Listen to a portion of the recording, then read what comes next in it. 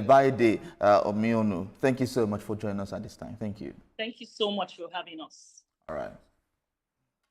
Moving on, the UN says about 5.9 million Nigerians are in need. This was disclosed at the launch of the 2026 Humanitarian Needs and Response Plan, as humanitarian agencies warn that rising insecurity, climate shocks, and shrinking funding are worsening the humanitarian situation across the country. Moyo Thomas reports.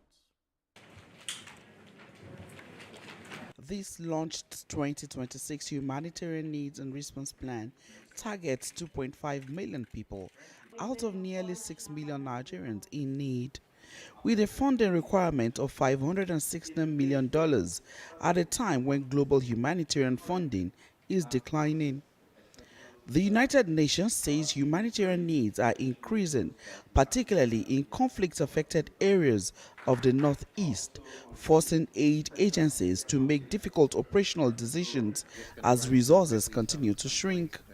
Through the Federal Ministry of Humanitarian Affairs and Poverty Reduction, the government will continue to provide policy direction, coordination leadership, and system alignment, ensuring that humanitarian efforts complement broader national reforms aimed at reducing poverty, strengthening human capital, and building resilient communities. Distinguished ladies and gentlemen, one of the critical policy shifts under the Renewed Hope agenda is the emphasis on prevention and preparedness. Nigeria can no longer afford a cycle of responding to predictable shock without addressing underlying risk. Across Nigeria, humanitarian needs are rising. Families are facing increased food insecurities. Children are facing alarming level of malnutrition. Civilians in Borno, Adamawa, and Yobe continue to live in the fear of increased violence attack. Children are among the most affected.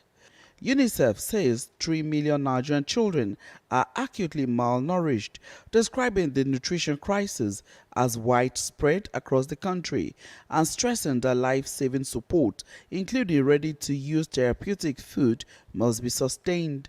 State governments warn that the humanitarian challenges are exposing children to child labor and early marriage.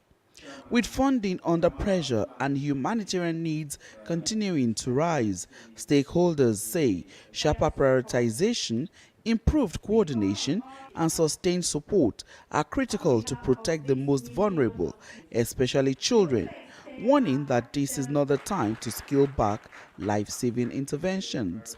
Moyo Thomas, TVC News, Abuja. And that's it on TVC News this hour. Thank you very much for watching.